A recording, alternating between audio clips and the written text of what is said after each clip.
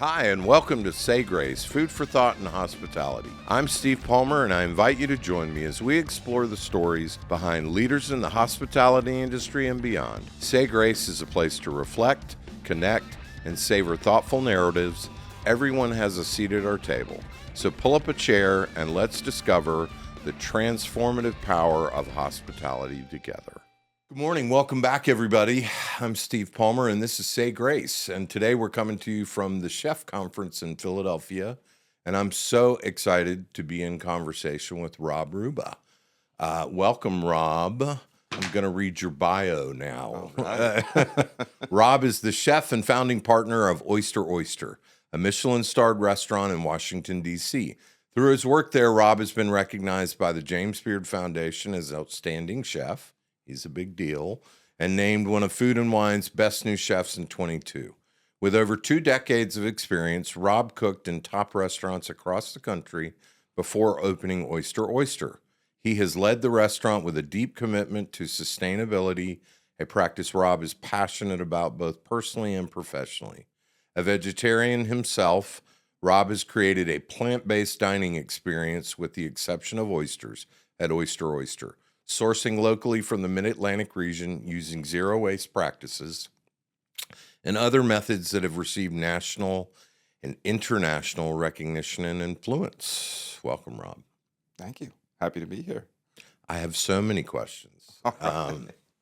Tell me about your journey to cooking. I always liked what made you want to be a cook? Wow, that's Or was it always a chef? Or was it a cook?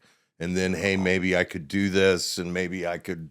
That was kind of my career. Like, oh, I guess I am doing what I'm going to be doing. I think it's a little more along those lines. And it's funny that we're here in Philadelphia. I was actually in art school here in Philadelphia, and I stopped going to class, and I just find myself skateboarding around the city all the time. And then my parents realized I wasn't going to class, and they told me I had to get my life together. And my uncle at the time was a chef, and he had he was running the Mohegan Sun Casino and Resort in Uncasville, Connecticut. Yep, And yep. I went there thinking only for a summer, like figure things out. And I started in a pastry department there, and I fell in love with it. Like, I just loved the organization, and there's an element of creativity and working with people. And it's kind of what led me to grow up. And I really wonder what would have happened to me if I just stayed skating around the city. I don't know.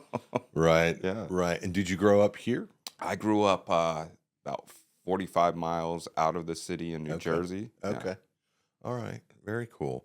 So my term is light bulb moment. You're at the Mohegan Sun.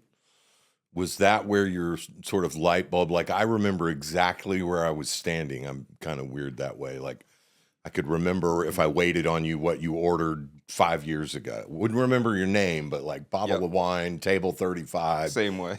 Right. Same, like where was your light bulb moment about like I'm really passionate, or maybe was it in the form of a first mentor, or like at what point did it kind of become like, okay, I'm in this? Yeah, it goes back to my uncle there. He's probably Really? my biggest Okay. mentor. He had a ridiculous cookbook collection, so like walls like this. And I pulled down Charlie Trotter Meat and Game. And at Okay. this point, I'm only in pastry, right? Right. And I flip through, and there's this duck dish, and I'm like, I'm gonna cook this. And I've never even held a chef knife, I think, at this point. Wow. And I went to a butcher, and I bought a frozen duck, and I brought it back, and I don't even know about cutting boards. I had like a pizza box laid out on the table, and I have this knife, and he just happened to come home at the time, and he always called me Junior, and he's like, Junior, what the hell are you doing? And he's like, you're going to hurt yourself. So he's like, we got to thaw this out. So we put it in the fridge, we thawed it out. Next day, he taught me how to break the duck down, and like, we can confit the legs, we can roast the breast. Right, like, right. And then he's like, oh, I have some hoisin sauce. You should try this. We'll go to Chinatown and eat it sometime. And I just saw how much you could do with one ingredient and the craftsmanship of it. And like right then and there, I was like, I'm going to become a savory chef. I want to do this professionally. Like, this is my calling. I need to do it. And from there, it was just like, find the best chefs I can work for and keep moving forward. And tell me about that. Tell me about who were, in your mind at that time, who were the best chefs?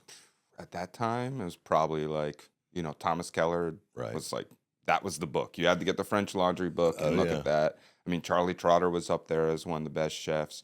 And at that time, Gordon Ramsay had come to the United States and was opening the London in New York City. Mm-hmm. And I remember opening, I think, the New York Times, and it was like the profile of it opening. And I said, all these guys in their hats. And I was like, that's where I need to go. I hadn't worked in a kitchen like that before. And I was like, I need to do that. So pretty cliche, but I got a duffel bag, put everything I had in it, $300. I think that was like what a paycheck was, right? That's why I Right. think that's such a repetitive number. And it was like I had that, and I knew some friends, and I couch surfed for like a week, and ended up working there. And like that is where it was like, okay, this is a real profession. These are people from all over the world coming to work here at this high level. Was this at Per Se? This was at the London Hotel. Oh, the London. Yeah, You said yeah, that. yeah, I'm sorry. Yeah. No, it's fine. And that was really cool. I mean, they had carpet on the floor, and people are vacuuming it before service and things, you know. Wow, So it's I've like never- a whole new world for me. Right, you know? right. It's like, so that was a thing where I had to like be passionate and move hard to stay in that environment. Because if I didn't really care, I'd be gone, and they'd hire one of the other 100 resumes that were coming in through the day. Right. Yeah. What's the biggest thing you think you learned there? Perseverance and self-determination is the only way I'm going to do it, I think. And I learned how I was never going to act. Yeah, I was that's where I was headed. Did you learn a lot about what you don't want to do? Yeah, I think personally, but that took time because I'm young, and I think it's just the people I was around. So I kind of like emulated them early in my career. Like this is Right. how they got results, so this is what I need to do. And it took some maturity to realize that's not the way, even though I never enjoyed it. But it's just they're a big chef. That's how they get away with it. So Right. maybe I need to be a little hard-headed and extra loud. But yeah, I didn't like that. I mean, it was classic. Like if something was messed up, I mean, I had a plate thrown at me, and Yep. screaming, Yep. people pounding on counters. Like that demand is just, I don't think you get good results out of people with that kind of energy. I don't either. I always say happy cooks cook happy food. I agree. Like the food tastes better when they're relaxed and everybody's, the esprit de corps is there and everybody's working together. And so what happened from there? You left the London. At the time, my girlfriend, now wife, was moving out west, and I chose to be with her instead of a restaurant. And I ended up in Las Vegas, of all places, working for Guy Savoy's restaurant there. Oh, And wow. that was great because I kind of went in with a little chip on my shoulder. Like, I've already worked at a Michelin restaurant. I Right. can do this. But I think that confidence helped me get through. And that was a great experience. I love that, actually. I don't really have anything negative. Eric Bost was like the executive chef at the time, and he was a really great mentor. Like he's probably like that second mentor in my life that really guided me, and someone I still talk to today. Yeah, that was a very good experience. Learned a lot, refined my kind of classic training there. And the thing I loved about Guy's cooking was it was kind of these humble ingredients, then elevated. So like you'd learn Right. how to roast a pintade, or that would be a chicken, and carrots, like really simply. But then there was caviar and truffles, right? So if I'd left there and went to open my own restaurant, I would have the technical ability to cook really well, right? Like those were just flourishes that were added onto the dishes. And it was like a really good team. It was like 2008, so that's like, the recession. Right. So they had cut the ideal of the classic brigade there. So we were all, I don't know, normally it'd be like chef de partie, then like two commies under you, and they're like, we don't have budget for that. So now one person was doing three people's job, Right. which was a great, like just get thrown in there and you learn so well. And that was great. And at the same time, his restaurant in Paris had 3 stars. The Las Vegas guide only gave him 2. So the man himself was there a lot. And I feel like that's rare in those kind of restaurants, Right. like they're not really there. And he was there so much with his team from Paris. And yeah, that's why I think it's such a special experience, because I got to be in that culture and meet these people. Sure. Yeah. And what do you think, what was, when you were in that environment, because that sounds like a really positive environment and we're always talking about culture. What was the thing that you were learning technique for sure. What else were you learning from an emotional, philosophical integrity? Like how are you evolving, I guess, from the London to Guy Savoy? I'd say temperament, patience. Eric was very more like a coach than like a demander, right? Right. So, I mean, classic thing is like we had to butcher everything, and he would come up and he'd have a timer, and he'd be like, "All right, let's go," and he'd stand next to you and do it with you, leading by example, right? And he'd be like, "All right, we did that in 5 minutes," and the next day it's like, "You got to get under 4," and like you just learn how to go Wow. faster and faster, and he gave you like real targets that you could hit and like push yourself, and it wasn't him yelling at you or berating you. He was there next to you and kind of giving you tips. It was really good. And then just like always staying on top of it. I mean, I can't imagine the pressure he had at that time. And I don't think he ever yelled at any of us once, you know? And I really embraced that. And I thought that was really incredible.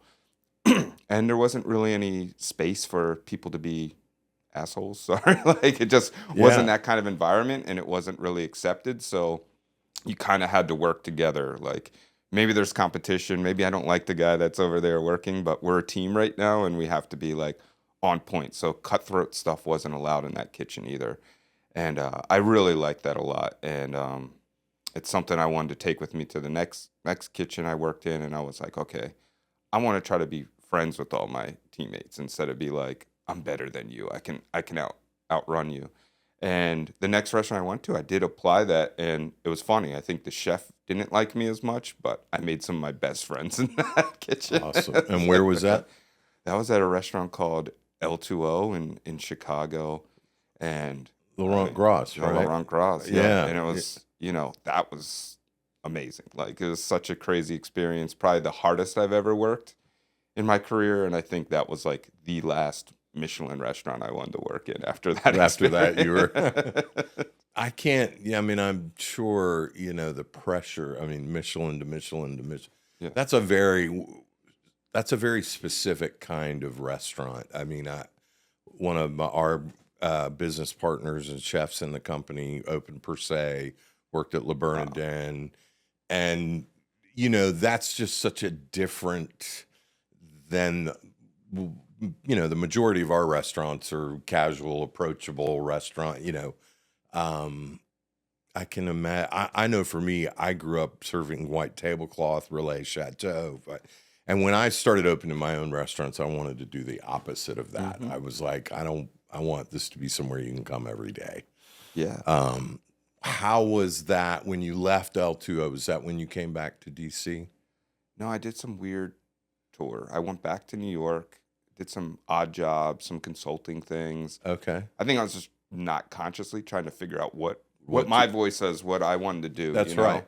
And I even stopped, and then I was like, I just want to cook again. And I came back to Philly, actually. They were doing like a revitalization of Lebec Fin. Yeah. And it was like a whole I team from the remember. French Laundry came. And I was like, oh, this is going to be great. I always wanted to work for Thomas Coward, but I'll work for his people or something like that. Right. And I cooked there. And then quickly I was promoted to a sous chef. And then about 4 months in, my wife was like, we're pregnant. That's how I ended up in DC. Wow. I was like, yeah. So we had friends there, and we wanted to like move somewhere else, and I just fell in love with DC, and then started planting my roots there. Yeah. That's awesome. And so the shift from I want to be a chef to I want to open my own restaurant. Tell me about that, because that's we've just met, but I can almost guarantee I know the answer to this question. Owning a restaurant is very different than working in one. Would you agree?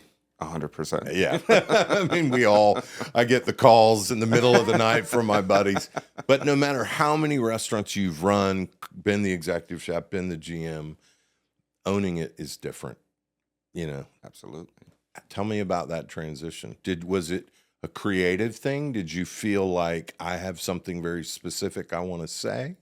Or was it I want to own my own business? That's great. I think it's both. Okay. For me, I'd worked for a restaurant group for a while as a chef, and there were elements of that restaurant that I felt it would have been a better stage if I had some creative control over. Right. I didn't like not having say in how service was running. And it's not like a control freak, but it's like I just think this would serve our food better, or our voice. And then at the same time, that's when I kind of went into my vegetarian lifestyle. My sustainability mindset started coming into play. And I realized these things that I want don't exist, so I have to build it. Like I have to find someone who wants to do that with me. And I feel like that's the only way I'm going to get a restaurant where I'm going to be happy. And I can't point fingers at anyone else. I have to point them at myself. That's right. And I think that's like the best part, because then that's like good pressure. Like if something's wrong, like I have the power to change it. But I also, if something's going really good, it's because I'm doing the right thing, you know? Right. And obviously that takes a team and you put the right people in place and encourage them. But I think a lot of it was that. And I just didn't see a way to kind of build this restaurant for change and it be kind of a project of continuous change. How can we keep improving the restaurant culture, the way we purchase, the way we look at the environment, and kind of really approach restaurants as sustainable. Like I don't want to make an environment that's going to burn cooks out. Like I want to inspire people and have an environment where it's like, you know what, we're not doing brunch because I don't need you to work all Saturday night and then come here Sunday morning and be exhausted. Right. And then I could probably have you on my team for 3 years, but now I'm only going to get a year out of you because you're just going to be tired. And it's not anything against me or whatever, but you're going to get burnt. So Right. I think a lot of it was based around that. And, I just wanted to have that freedom to kind of build something that's going to make our guests feel really good. And I don't know. Yeah. I love that. Tell me about what was the moment that you knew you were going to do a vegetarian restaurant? Because that's bold. I mean, I would argue that, and this is more I'm putting my business hat on. Yeah. I would argue that's a harder, opening a steakhouse just from a percentage of being successful, you probably have a higher chance in a steakhouse than you do a vegetarian restaurant. Yeah. What brought you? I mean, it sounds like I know you're a vegetarian yourself, but what brought you to that decision? I wanted to make a place that I wanted to eat. And when we were thinking about sustainability, we were looking at this issues that we're seeing from like factory farmed meat and kind of this environmental impact we're having. And I wanted to tell the story of agriculture in the mid-Atlantic. And I was like, I think meat's going to get in the way of that. I was already vegetarian, but I was like, that's going to make people not pay attention to what we're talking about. We want to support these farmers that are working really hard, this new generation of them in this region. Their products are amazing. And how do we tell that story and how do we support them? So I need to buy a lot of vegetables. I need to do this, right? And change the narrative a little. I mean, like you said, do a steakhouse. I think DC has this reputation that it was like this steakhouse capital, right? Yeah. And to do the opposite would have been great. So I mean, I was working at this restaurant Hazel that I had.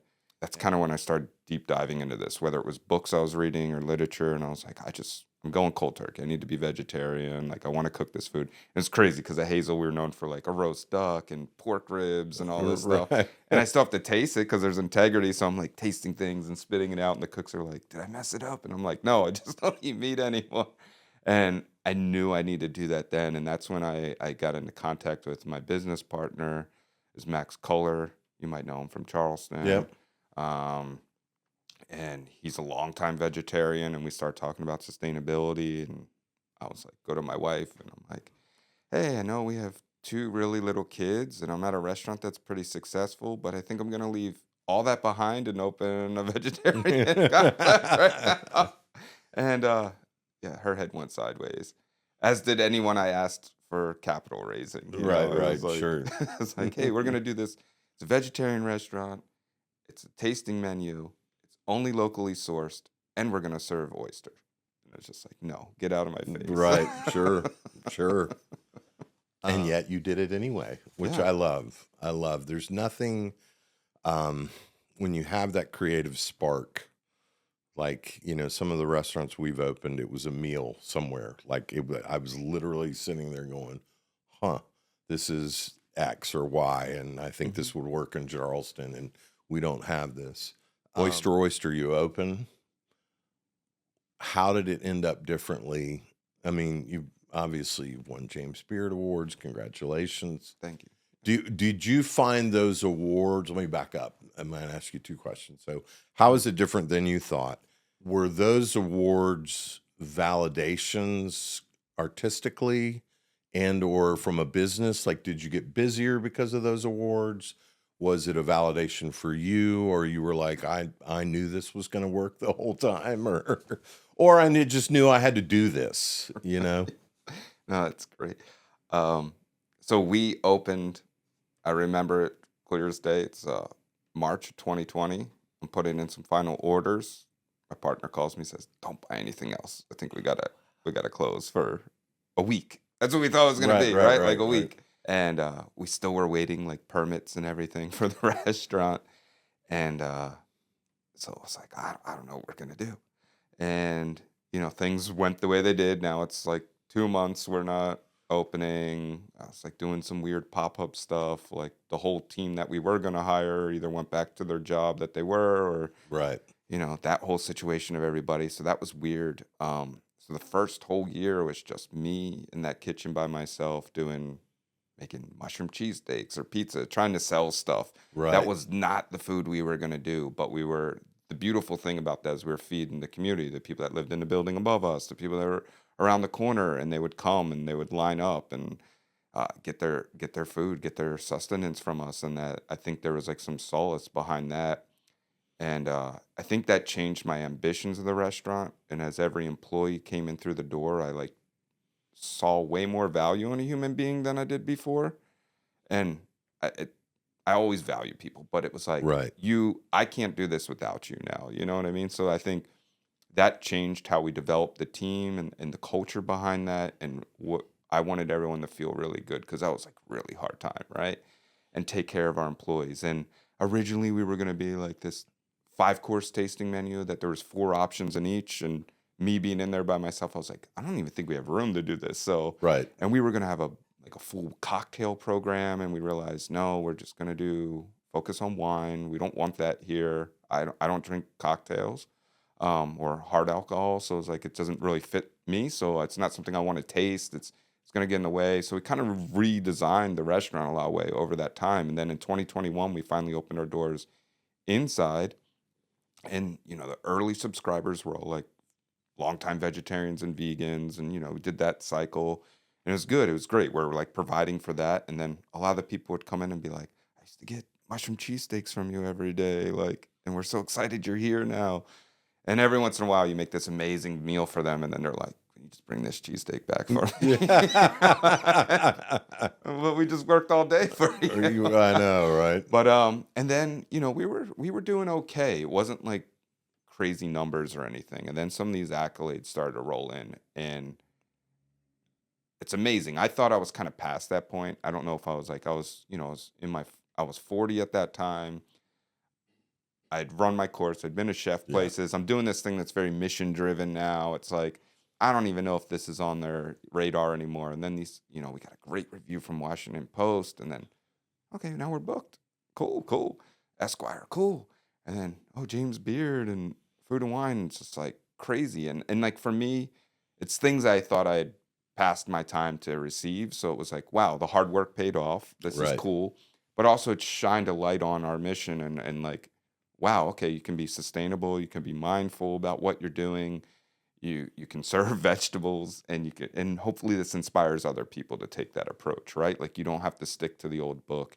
And I feel like in that early time of 2020, we would see all on our Instagram, people are like, we're going to change the culture, we're going to do all this, and all these beautiful dreams. And like 90% of those people are back to doing things exactly the way they Right. were pre-pandemic. So I think it helps inspire people, and it's validating, and I think it's really good for the team, because I feel in the early days, if someone came and worked for me, I was like, you're taking a risk, right? Like, why are you coming to work here of all places? And it validates that and gives them the confidence too.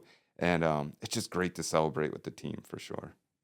That's awesome. Well, congrats, because that was a bold move and obviously paid off. Yeah, thanks. But you've taken it a step further, not just vegetarian, but zero waste, reducing the carbon footprint.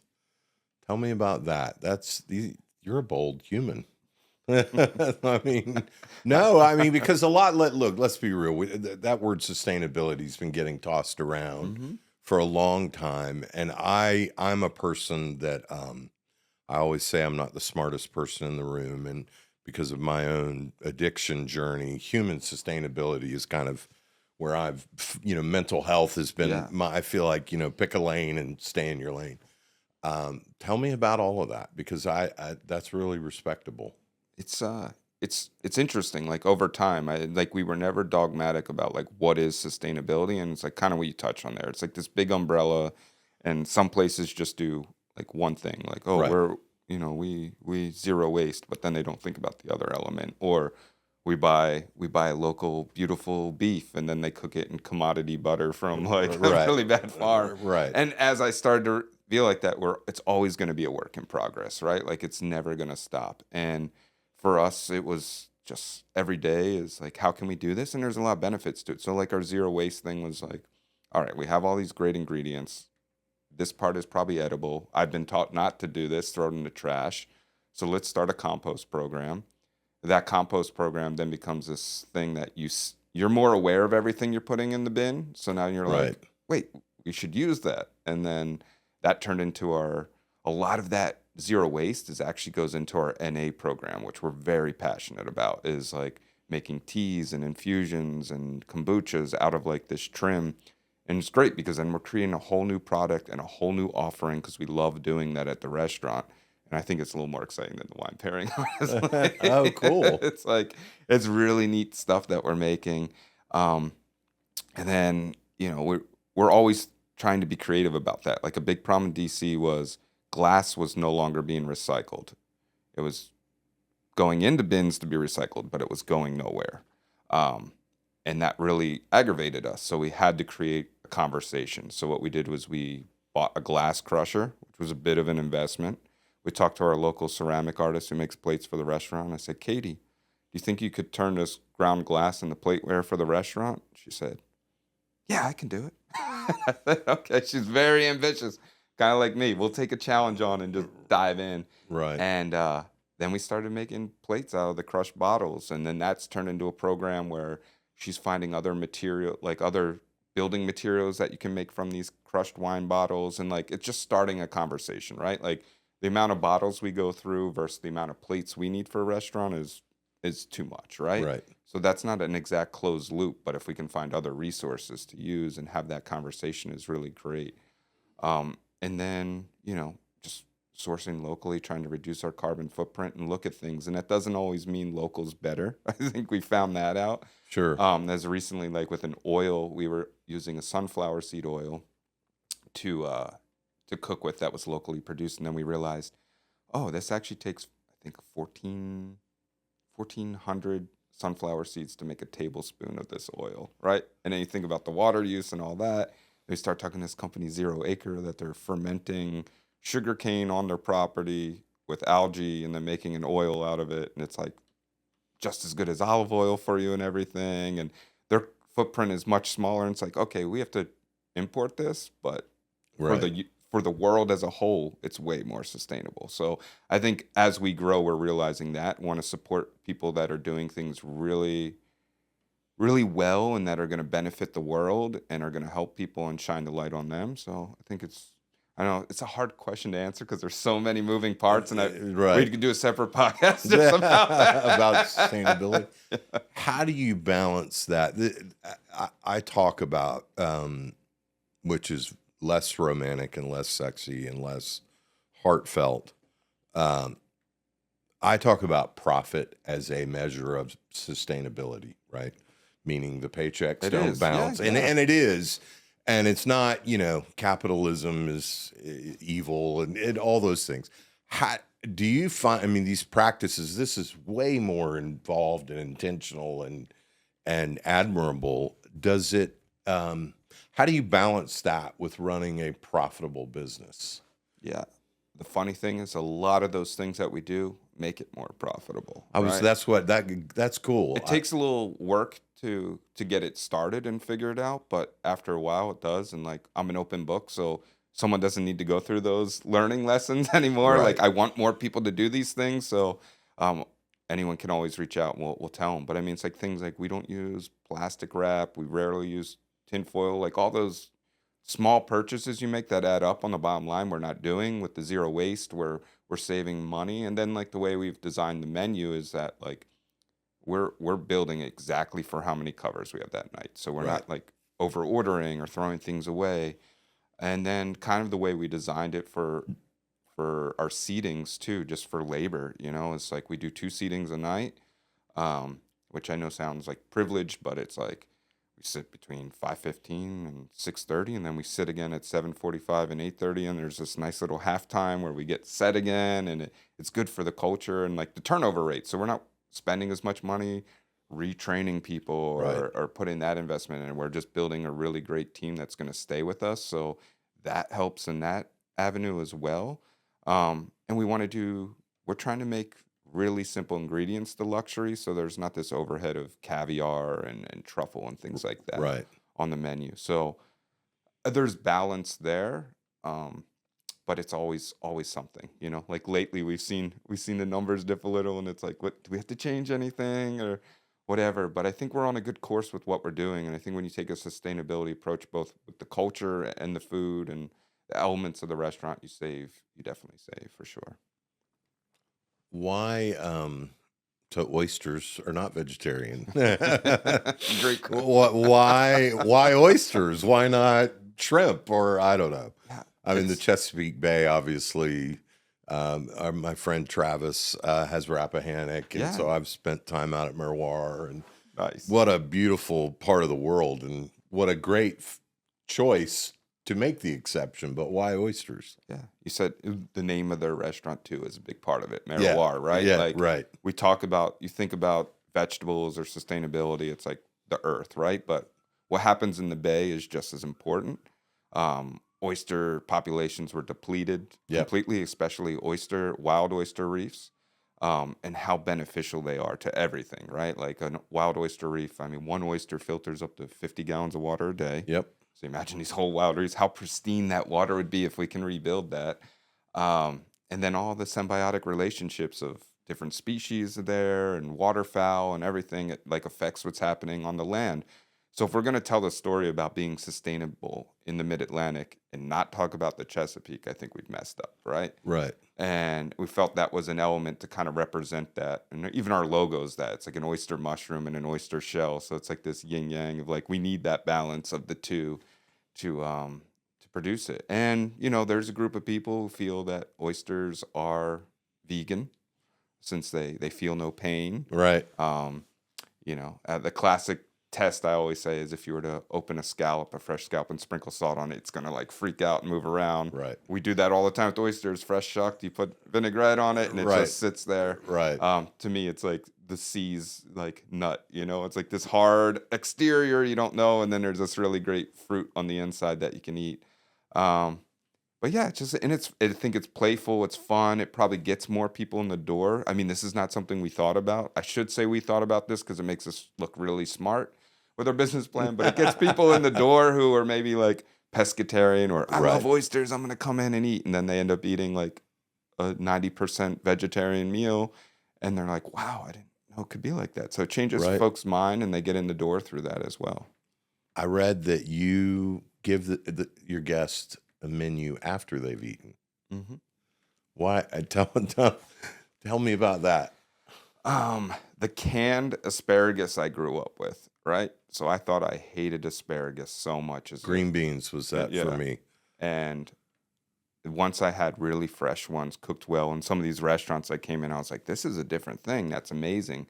And I feel like everyone has that. You have green beans, right? Right. So if I gave you a menu beforehand, you're going to tell me, actually, I don't like green beans. Can the chef do something different or whatever? Right. So Right. we want to just go take you on this blind journey of eating like what's in season and let us do it because we're trying to make it the best version of that product and surprise people. I hate mushrooms. Actually, I think I might eat mushrooms now. That was the best mushroom Right. I had. Or carrots, no way, I'm not doing carrots. And then they eat our course and they're like, oh, changed my perspective. And Right. there's people are like, no, I still don't like it, but that's probably the best version of what I had. But I Sure. still am not going to ever eat this again. And it's just a nice, fun surprise. And also there's this thing I always hated about tasting menus when you have that. You're transported in this really great place. You're having a good time, but you know the clock's ticking. Like, all right, this is course 7. We only have 2 more to go. The end of the show is coming, and you start to feel a little sad or whatever. So they don't know when it's coming, when the end's going to happen. So I think it keeps them, I guess, a little more engaged, and they're kind of excited and wondering, when is this going to end? How many Right. more courses or whatever? and it just keeps it really fun.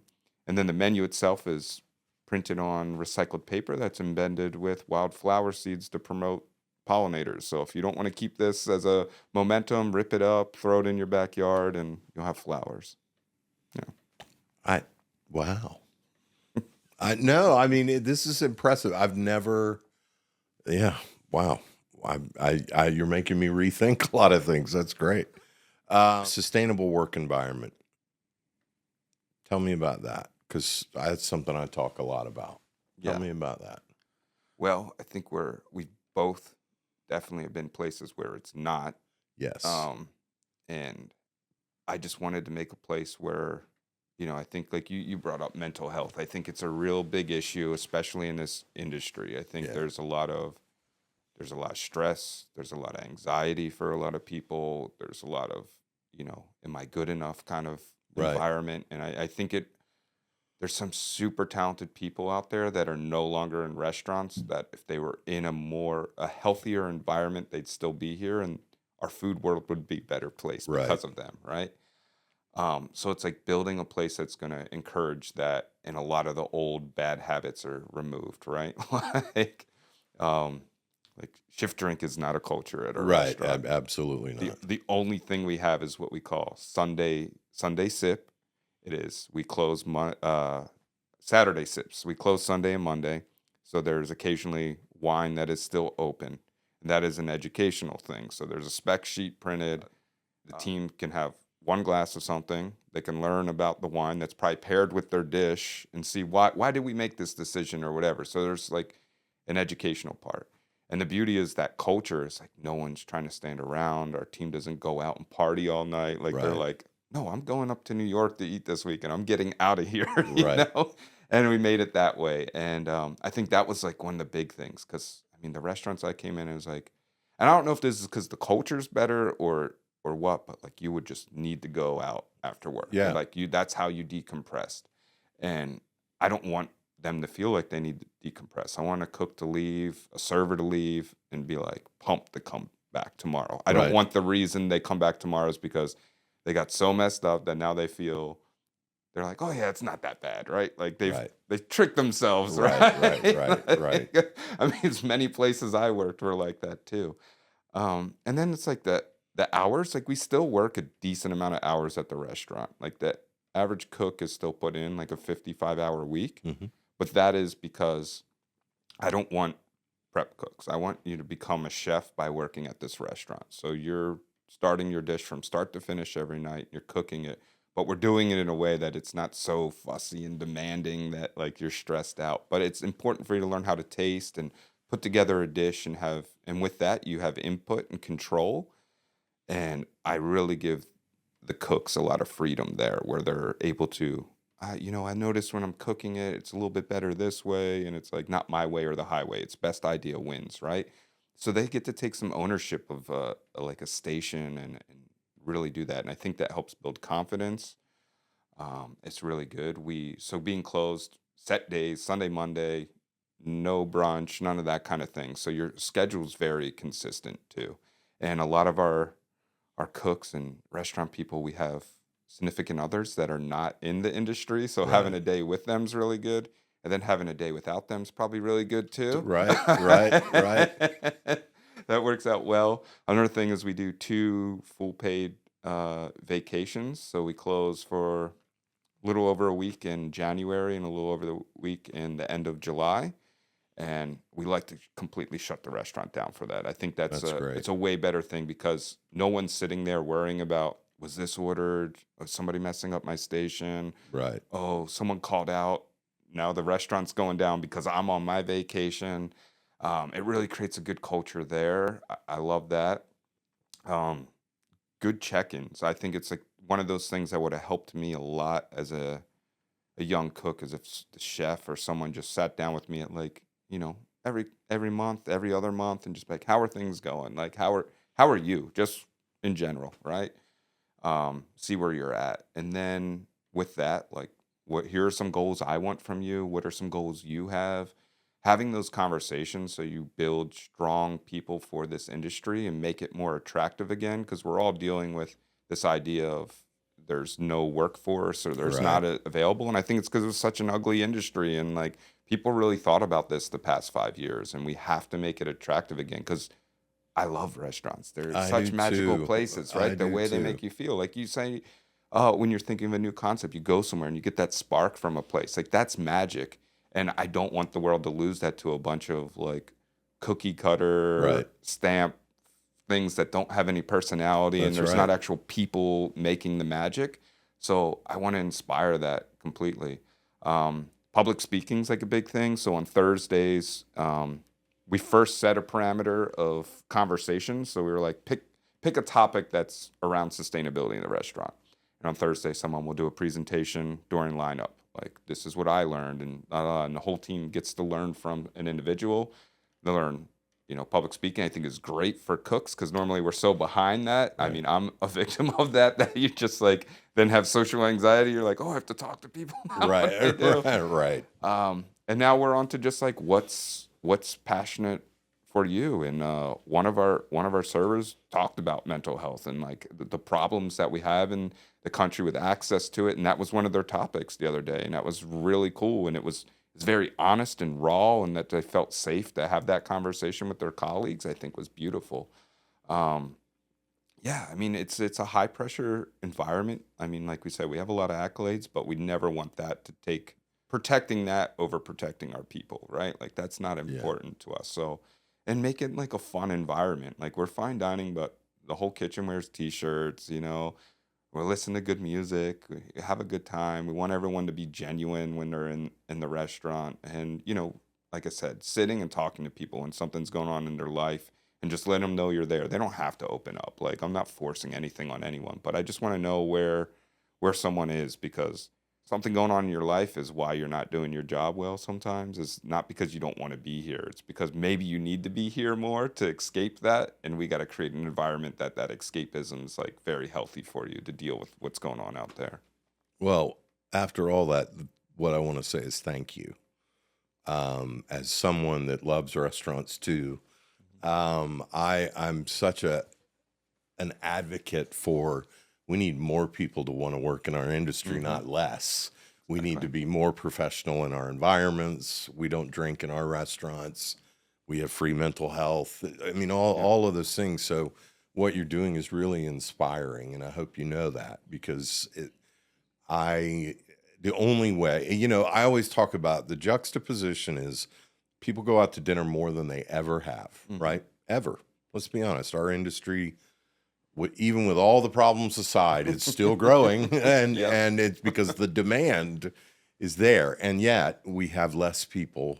And I have been inspired. I'm starting to see some start to come back because they miss it, Good. Yeah. and they've found a good environment, and they're a lot of times when we're in a lineup or we're opening a new restaurant, I'll hear I had given up on this industry, and then I interviewed with one of your team, and I'm like, That's great. and I'm Yeah. like that's for me, that's the mission, right? That is my mission, is to leave the industry better than I found it, and not just in some obtuse way, in very tactile ways, to create longevity, a career, benefits. I mean, like this is where you can come and stay Yeah. instead of this is what I'm doing until I figure out what I'm doing, right?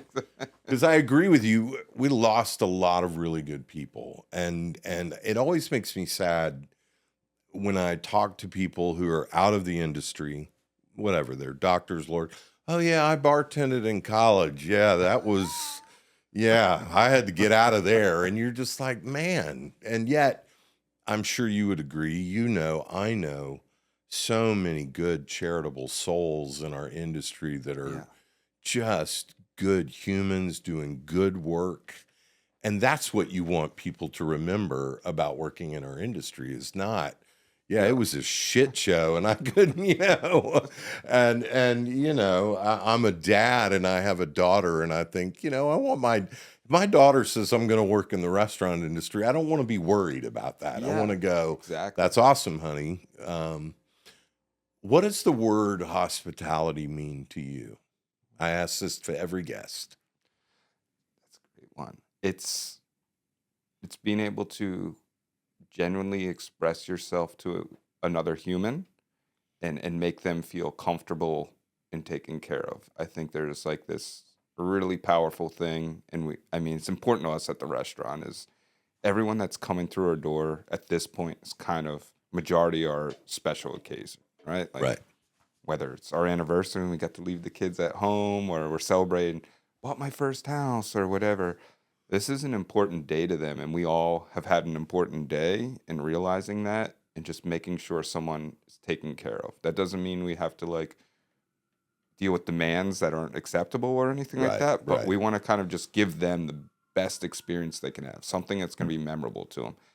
And it's something we try to apply to like anything. If we have a guest chef come to our restaurant, we want them to feel better than even our guest is going to feel in that dining Right. room. They're taken care of. And hospitality is really just making someone feel like they don't need anything else but where they are right then and there to us. That's something we take a lot of pride in. The food could be great, but if we're not giving that sense of comfort in the dining room and connecting, I think the connection is the really important part. I always tell the team, it's like, if there's an ingredient or preparation of this that you're really passionate about, talk about that when you're doing the dish, right? Right. Like really put yourself into it. If they're like, oh, I'm from Texas and you had done something fun in Texas, talk. If that's what you want to talk about, or you want to talk about a band that's in town that you both like connect with someone, because we're all humans at the end of the day. And if we put up this barrier that's, I'm working for you and we're just doing this commerce exchange, I Right. think we lose something really beautiful, because food is like this thing we need. And restaurants are kind of a luxury, right? I think food should be accessible to everyone. I always say that, but Absolutely. Always. I think the restaurant is an important place, and it's humans interacting, and it's we're feeding people, we're serving people, and we have to remind that that's people. And I want someone to feel, in a way, I want the guest with hospitality to be like giving us something too, like charging our battery a little bit too, filling our bucket. And I think when it's feels more balanced with like the human connection, that's hospitality. How is owning a restaurant different than you thought it was going to be? More fun, actually. It's Okay. more fun. It's stressful, you Yeah, you still have to sure. deal with some things, but I think being a part of this restaurant is really, I don't know, it's a great question. I thought I'd have to deal with more BS, but I think like we've built such a culture that the things that I was afraid of don't exist. Um, but overall, I think get the opportunities you have to make change in people's lives is really great. I don't know. It's like not really that. I thought it would be a lot worse. I'm actually happy where it is. Yeah. That's amazing. Yeah. That's amazing. You don't always hear that. This is also a question I like to ask. What are you afraid of? What keeps you up at night? What's the thing that Oh, Rob worries about the most? not so much for me, but I think relevance. I think it's we put so much effort into trying to build this better like local economy, and like all Right. these people that these farmers, these are people who work for us, this network, and that one day we're just not going to be an important restaurant anymore, and then it's gone, and like all that work just goes away. And like, but I think that's what scares me. I think it's just not having that restaurant anymore. It's probably why I haven't done more restaurants right now. I Right. think it's like such important thing to me, and I'm afraid that if I step away, that it'll lose some of its focus and things like that. I guess is kind of that keeps me up. Yeah, because I don't know. I want that to last. I want to inspire more people. I want what we do to no longer be novel or unique. Like I want that just to be the status quo, and maybe that's how we fade out. And it's just like Right. that was cool, but like that's what everybody Right. does Right. now, Right. Right. But I think it's the idea of. I mean, it's weird. I don't really wake up that scared anymore. I think a lot of that was I used to drink coffee, and that's where I would wake up. That 3 o'clock in the morning thing where I'm Yeah. just like, what am I doing? Right. Everything's messed up. Yes. Yes. Yeah. What's your hope for the industry? To keep building better spaces, stronger community. I think like being able to sit here and talk to you Yeah. and do this and connect. I think things are great. Like had the fortune to go to the Welcome Conference and see you speak, and that was Okay. amazing. And I think that helped inspired me to focus a little more on some of the things. So I think that like open network of this communication I want that to stay common and be like a thread through everyone. And then just for everyone to be a little more kind to one another. I want the restaurant industry Amen. to be kind. Amen. And we should be kind. I never understand when I meet unkind hospitality. I'm like, you do know you're in. Do you know where you are? Well, Rob, thank you. As someone that truly, like, this business has given me everything, the roof over my head, like everything. When you meet other people that love it, which it's obvious the way you do, it's inspiring. What's next? What's next for Rob Rubba? I think it is figuring out another restaurant, and it's more not to feed something from me. It's just we have team members that have been with us going on 5 years now, and I want to create spaces for them to grow. So figuring out what their passion is and kind of help build something around that. So the next person gets to build something and be a part of that, I think is where we're kind of looking right now. That's really rewarding. I've had the privilege of helping people find their lane, and it's very rewarding. Well, thank you for being on Say Grace today. Enjoy your time at the Chef's Conference. Will do.